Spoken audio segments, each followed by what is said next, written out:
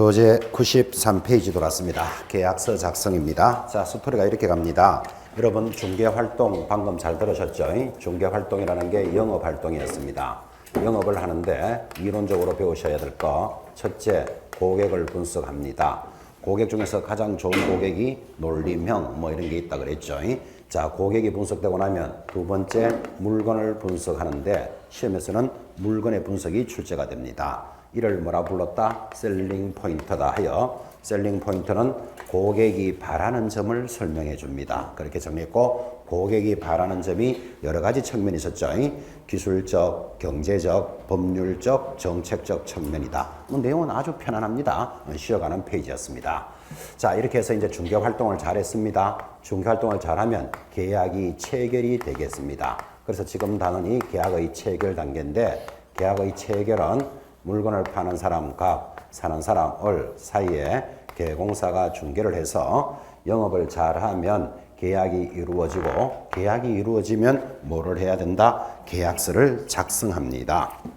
자, 그래서 지금은 계약서 작성의 실무에 접어들었는데 지금 여러분들께서는 계약서를 작성을 해 보신 분도 계시고 또 계약서를 구경도 못 하신 분도 계실 겁니다. 자, 그렇지만 이제 계약서는 이렇게 작성해야 된다라고 이론으로 가르치고 있습니다.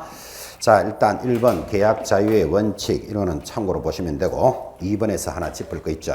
우리가 법령에서도 공부를 했지만 거래계약서는 어디에 적어야 됩니까? 하니까 2번에 1번 공인중개사법은 계공사의 중개에 의해서 거래계약을 체결한 경우에 계공사는 거래계약서를 작성하여 쌍방에게 교부하고 몇 년 동안? 5년 동안 보관하도록 규정하고 있습니다. 5년의 동그라미. 자, 그러면서 가장 중요한 것. 그러면 어디에 작성을 해야 됩니까? 라는 문제가 있습니다. 동그라미 2번 내려오니까 거래계약의 서식에는 국토장관은 거래계약서의 표준이 되는 서식을 정하여 이의 사용을 권장할 수 있다라고만 규정되어 있을 뿐 표준 서식이 현재 규정되어 있다, 없다, 없다. 그래서 여러분한테 얼마나 전달했는가 하면 거래계약서는 손톱에도 작성할 수 있습니다. 이랬습니다. 법정 서식은 없다. 그죠?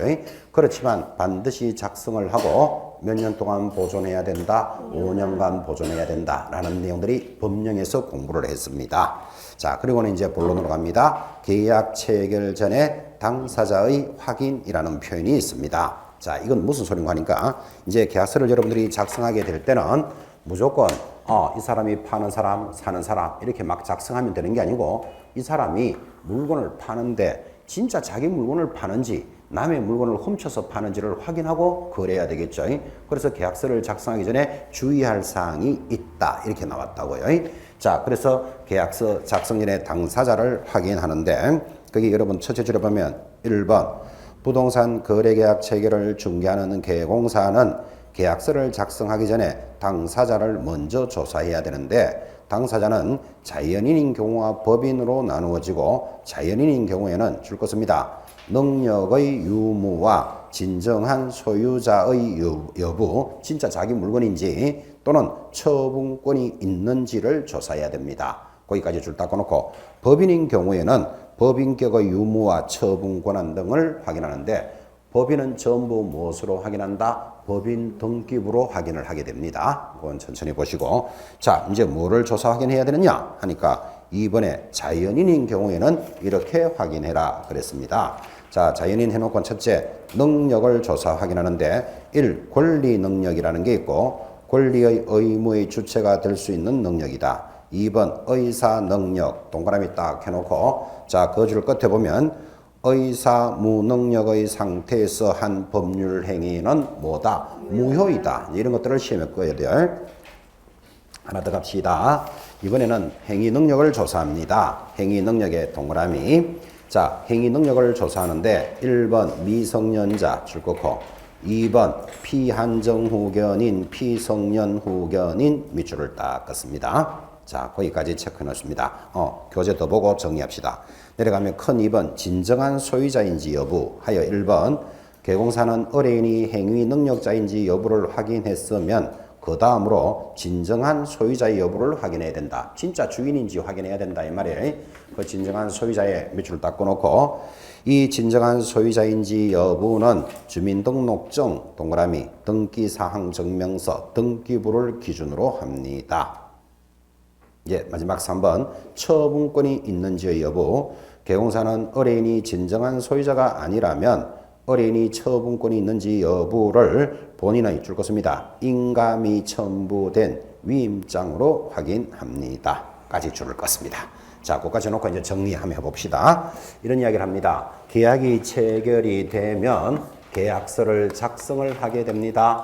계약서를 작성하게 될 때는 첫 번째 뭐를 확인해라? 진정성을 확인해라 그랬습니다. 이때 진정성이라는 말은 진짜 자기 물건을 파는지 남의 물건을 파는지를 확인해야 돼요. 어떻게 확인해야 돼요?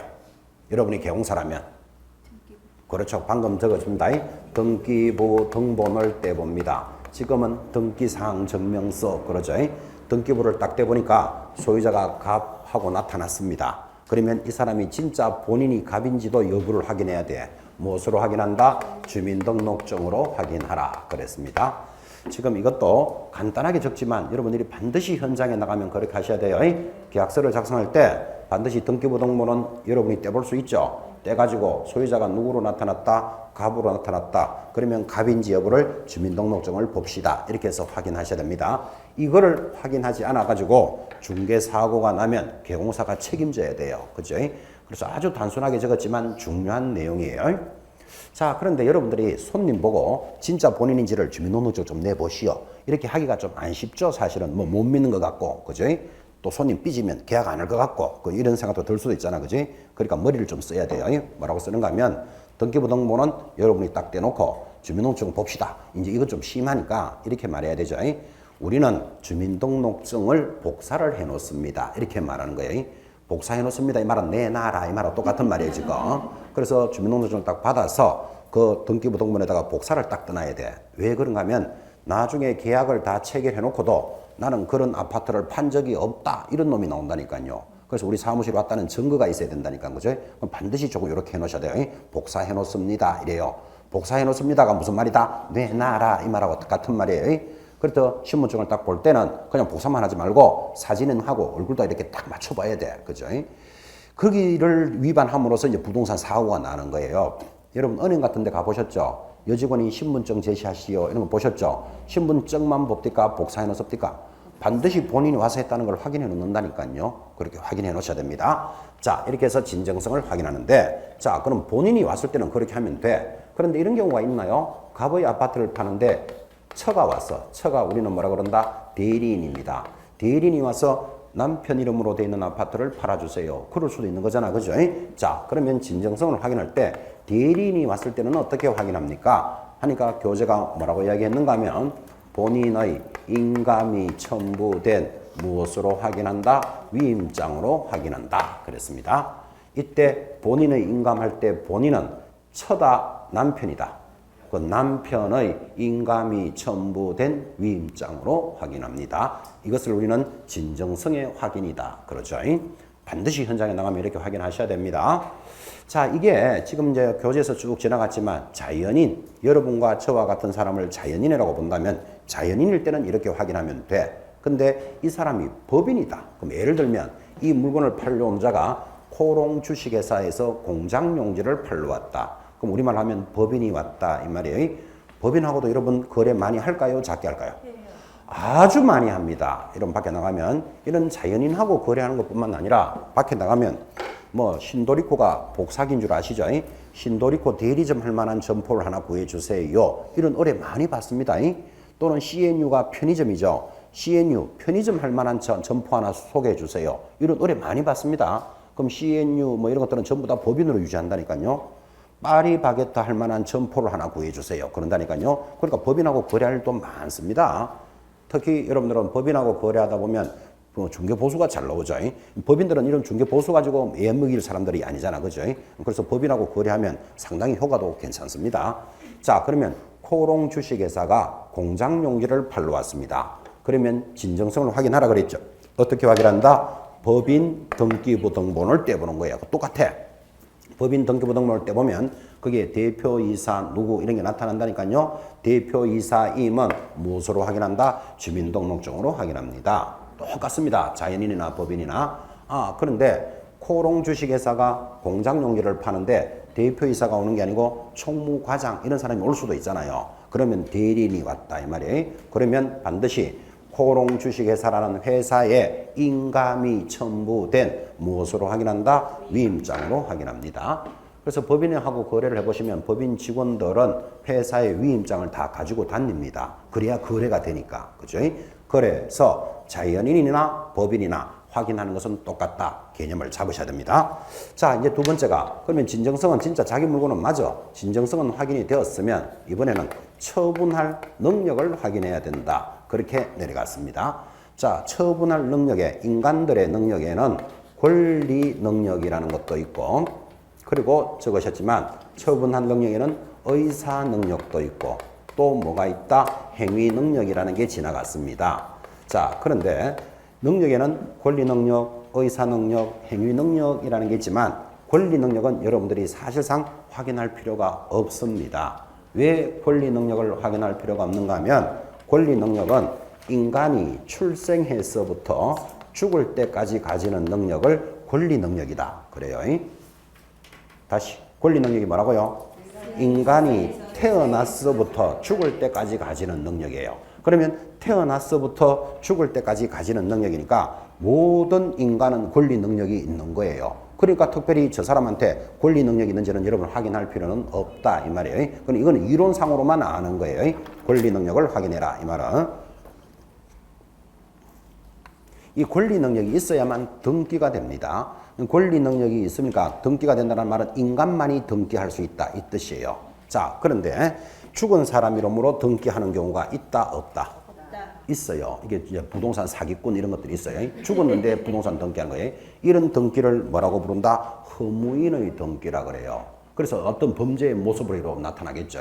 그러면 등기관이 등기를 해줄 때는 이 등기 신청이 들어오는 자가 권리 능력이 있는지를 알아야 된다, 몰라야 된다? 알아야 되잖아요. 그래서 등기 서류에는 반드시 뭐가 들어가는가 하면 주민등록 등본이 들어가요. 그 주민등록 등본은 살아있다는 표시예요, 그게. 그죠? 그래서 여러분들이 어떤 서류를 제출할 때 주민등록 등본을 제출하시오. 이 말은 살아있다는 것을 보겠다. 그 뜻이에요. 그러니까 주민등록 등본은 유효기간이 있어야 된다, 없어야 된다? 있어야 되지. 몇 개월? 3개월의 유효기간이 있다고. 그래서 주민등록 등본은 1년 전에 떼는 것 갖다 주면 다시 떼오세요. 이런다고. 이해하시겠죠?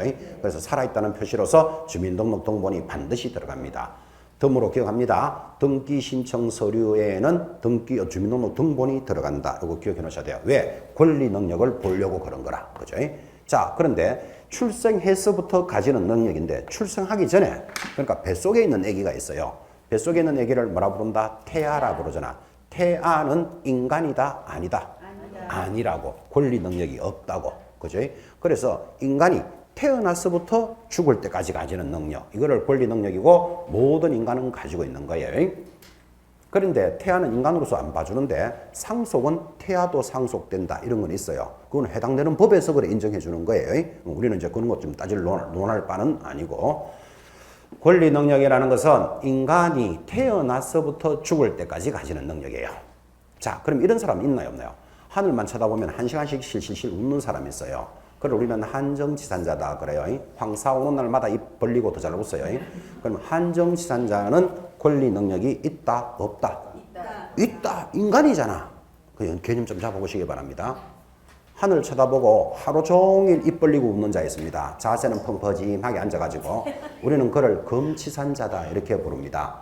금치산자도 권리 능력이 있다, 없다? 있다. 입 벌리고 웃어서 그렇지 인간이잖아. 그죠? 그 사람 보고 너는 인간도 아니대. 그러면 그 사람 화내는 수생입니다. 웃다가. 그러니까 모든 인간이 가지는 능력을 권리 능력이라니까 권리 능력은 별도로 확인할 필요는 없다. 그 말이에요. 강아지는 권리 능력이 있을까요? 없을까요? 그 강아지는 인간이 아니잖아. 그죠? 그러니까 강아지 이름으로 등기되고 강아지 이름으로 상속되는 건 없다고.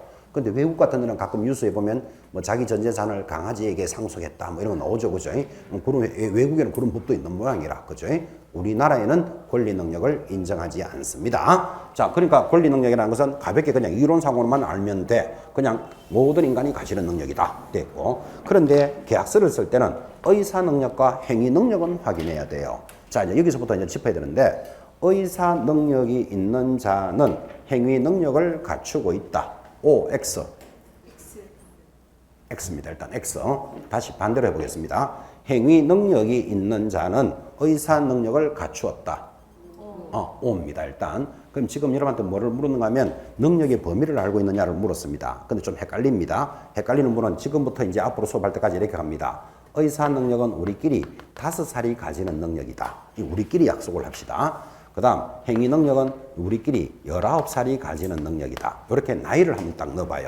자, 그러면 이제 굉장히 보기가 편해져요. 자, 다시 의사 능력자는 그 말은 5살은 이 말이에요. 19살의 행위 능력을 갖추고 있다. O, X. X인 줄 아시겠죠? 반대로 갑니다. 행위 능력이 있는 자는 이 말은 19살은 5살의 의사 능력을 갖추고 있다. O, X. O. 됐습니까? 이제 능력의 범위를 어느 정도 윤곽을 잡아야 됩니다. 자, 이렇게 잡았다면 의사 능력이 없는 자가 있어요. 그를 뭐라 그런다? 의사 무능력자다. 이렇게 부르겠지. 자, 그럼 의사 무능자가 누굽니까 하면 5살을 기준으로 했으니까 4살, 3살, 2살짜리를 뭐라 부른다? 영아, 유아 또는 만취자를 우리는 뭐라고 부른다? 의사 무능력자다. 이런 의사 무능력자가 계약이라는 법률 행위를 하면 아까 보셨죠? 무효가 된다. 그 무효가 되니까 하나만 하다. 그 말이에요. 그래서 개공사는 진정성을 확인하고 나면 처분할 능력이 있는지를 확인해야 되는데 그러면 무효인 계약을 해서 손해가 발생되면 개공사가 책임을 져야 돼요. 그래서 이런 단어를 공부하고 있는 거예요, 지금. 자, 이걸 어떻게 손해가 생기는가 한번 보십시오. 그럴 일은 없겠지만, 자, 여러분이 등기부 등본을 떼보니까 이 갑이 본인이 맞아요. 본인인데 나이는 2살이에요. 2살짜리가 10억짜리 토지를 팔러 왔다고 봅시다. 그건 그렇고, 2살짜리가 10억짜리 토지는 있기는 있다, 없다? 있다. 있습니다. 지금 없다고 생각하는 사람은 자기가 없다 보니까 그렇게 생각하는 겁니다. 2살짜리 이름으로 100억짜리 재산도 가지고 있고 주식도 가지고 있는 사람 많아요. 그래? 왜 그러냐면 권리 능력이 있으면 등기가 된다니까요. 그래서 2살짜리도 권리 능력이 있잖아. 그죠? 그 2살짜리 이름으로 등기돼 있고 부동산 가지고 있는 경우도 많아요. 자, 그럴 일은 없겠지만 2살짜리가 10억짜리 토지를 팔려고 왔다. 그러면 개공사가 이 공부를 한 사람은 2살짜리는 영아, 유아가 왔다. 그러면 계약을 하나마나 무효다를 알아야 되는데 이런 공부를 안 했다면 계약을 하겠죠. 계약금 3억 이렇게 받으면 이제 계약이 성립된 거예요. 계약이 성립되고 보니까 이 사람이 영아, 유아, 의사 무능력자네. 그러면 이 계약이 무효가 된다고. 자, 무효가 되면 그러면 갑이 받았던 3억을 돌려줄게. 없는 걸로 하자. 그래가지고 해결이 안 돼요. 왜 안 되는가 하면 매수자는 3억을 지급할 때 아파트 하나에 땅 2개 팔아가지고 3억을 지급했는데 지금 아파트 값은 2배나 올랐고 땅값은 3배나 튀었대요. 그럼 돈만 3억 돌려준다고 해결된다 안 된다? 안 되지. 그런 손해가 발생되면 개공사가 잘못했기 때문에 책임져야 된다고. 그래서 이런 내용을 이론상으로 알아야 된다 이 말이에요. 근데 여러분 현장에서 뭐 이렇게 영아, 유아 2살짜리하고야 계약할 일이 있겠습니까? 현장에서. 그런데 만취자는 만날 수 있습니다. 이 만취자라는 것은 술에 취한 자가 아니고 약물이 과다하게 투입된 자예요. 술이 취한 자는 무슨 약물이 투입되어 있죠? 알코올이 심각하게 투입되는 거라 그죠? 그러니까 약물이 과다하게 투입된 자를 만취자라 부르지 술 취한 자가 아니라니까요. 대표적으로 술 취한 자들이 약물이 많이 과다하게 돼 있지. 알코올이라는 약물이 많이 들어가 있으니까. 근데 여러분들 빈속에 감기약을 세게 먹고 좀 해롱했다 이런 말 들어봤나요? 그것도 약물이 과다하게 투입됐잖아, 그죠? 그런 상태에서 계약을 했다는 증거가 있다면 그 계약을 무효로 할 수 있다고, 그죠? 그래서 만취자라는 개념은 실전에서도 만날 수도 있어요. 근데 계약이 무효가 되면 뭐가 발생된다? 손해가 발생된다니까. 그래서 주의해야 된다. 이걸 공부하고 있는 거예요.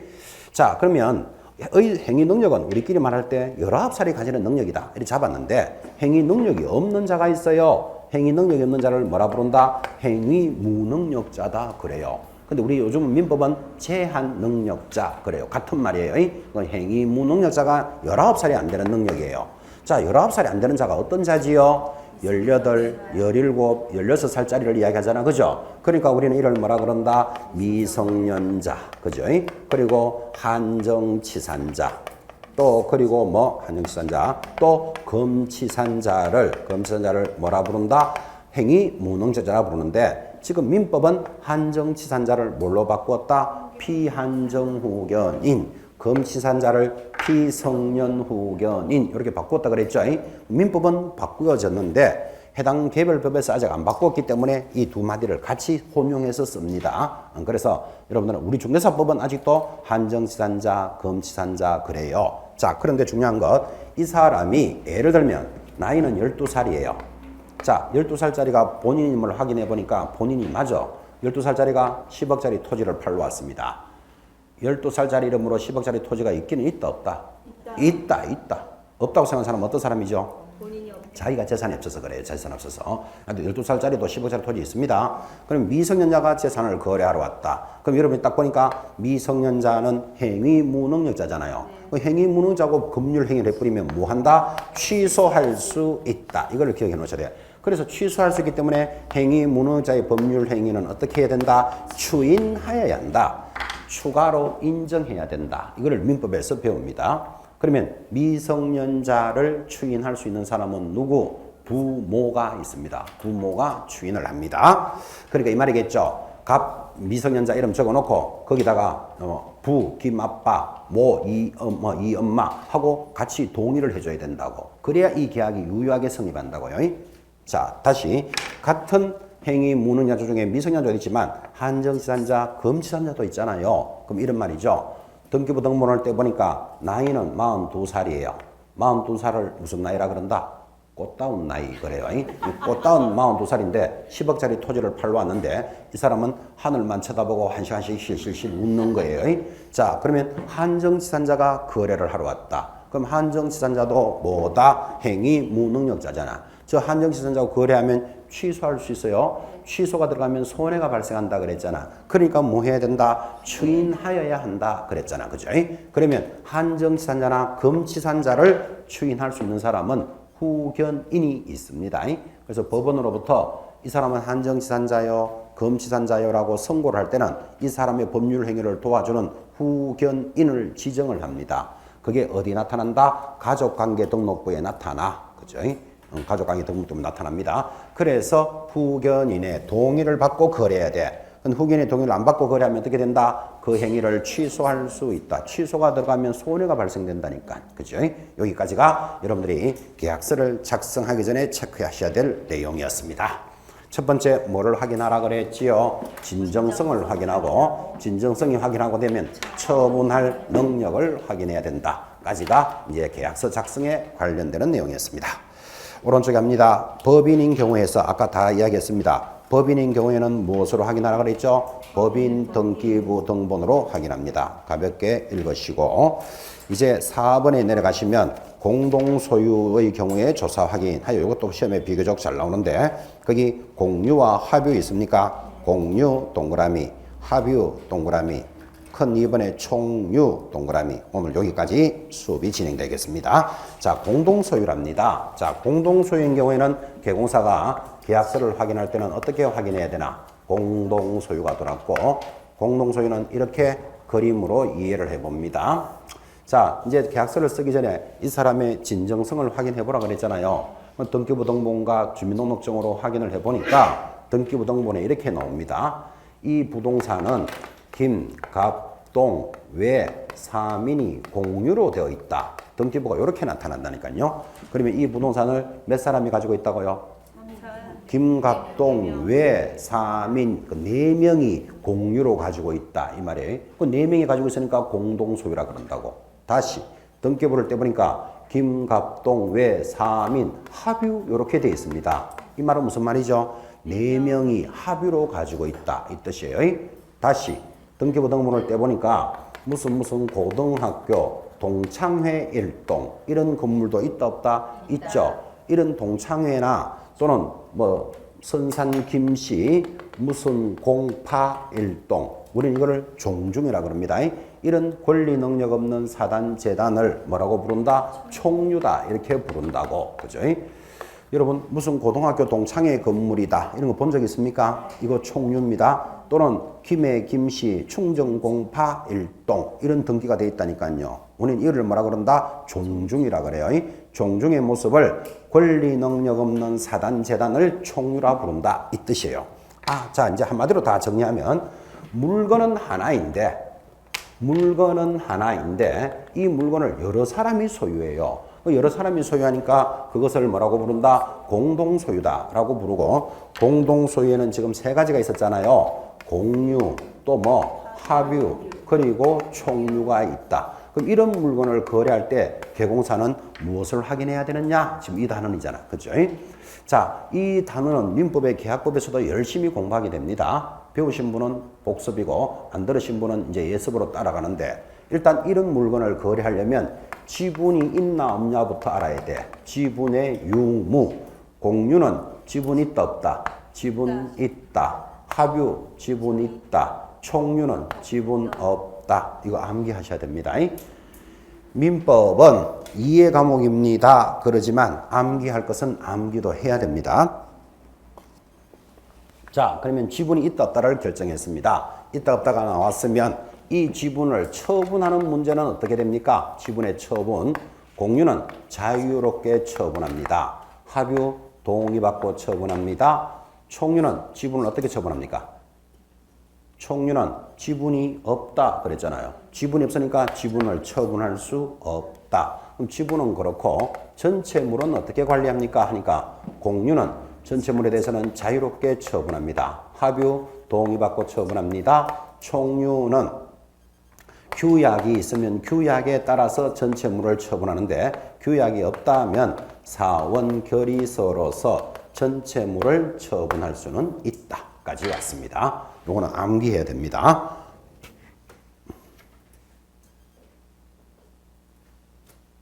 자, 갑시다. 자, 이걸 다시 한번 복습합니다. 자, 여기 필기하고 있습니까? 빨리 하십시오.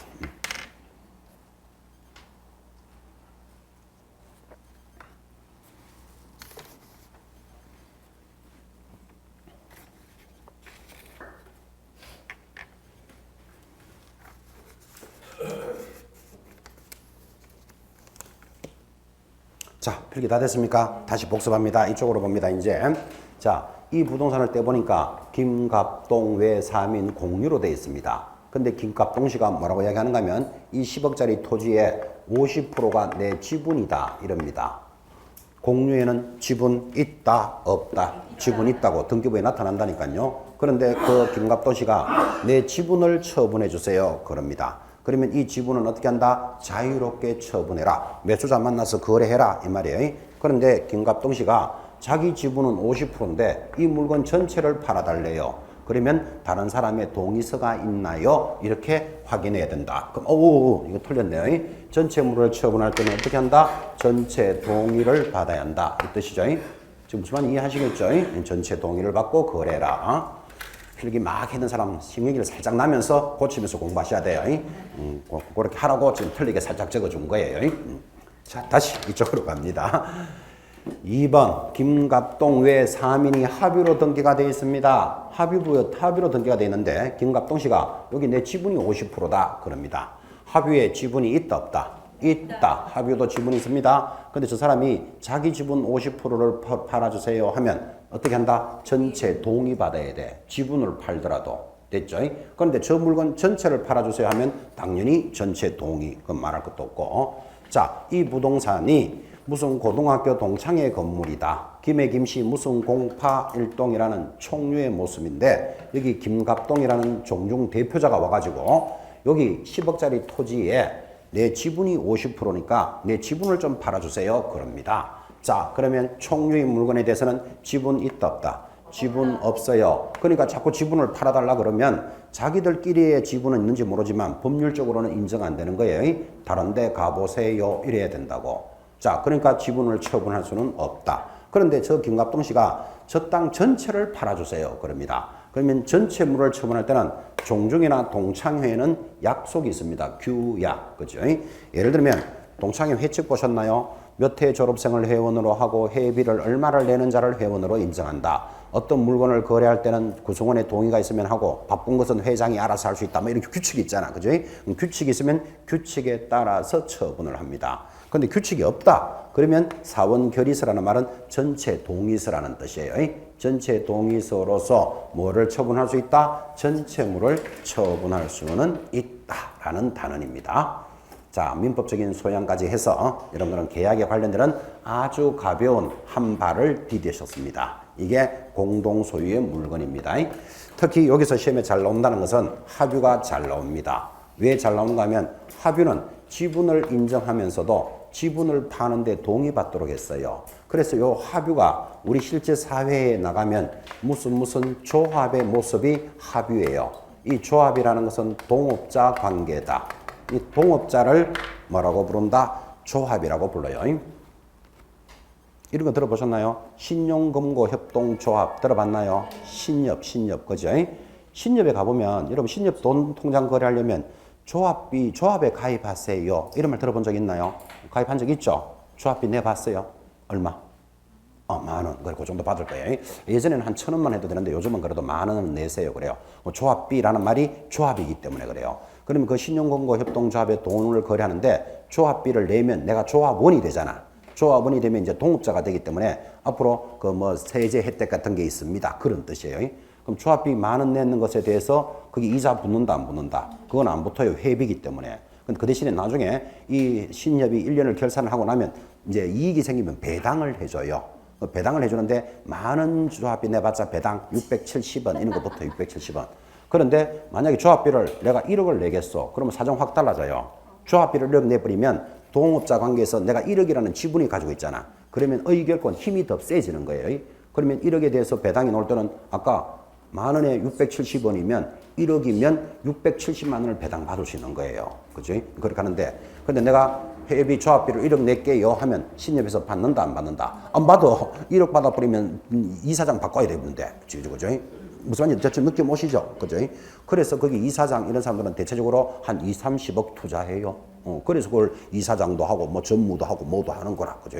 여러분이 나 한 10억 투자해볼게. 그럼 그 사람들 안 받아. 잘못하면 자기도 경영권 뺏기는데 지금. 그죠?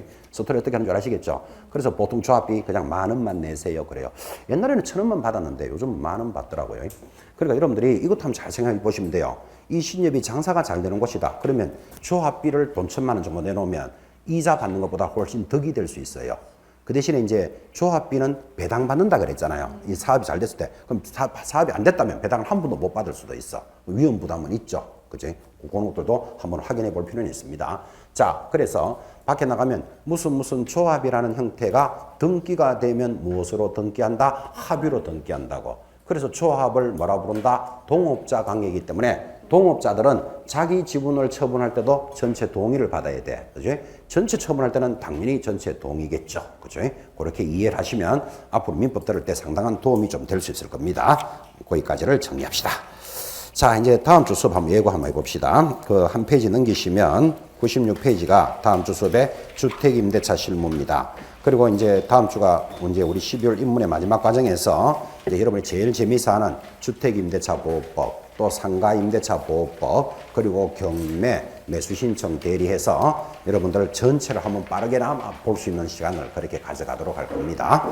다음 주에 주택임대차에서 만나도록 하겠습니다. 수고하셨습니다.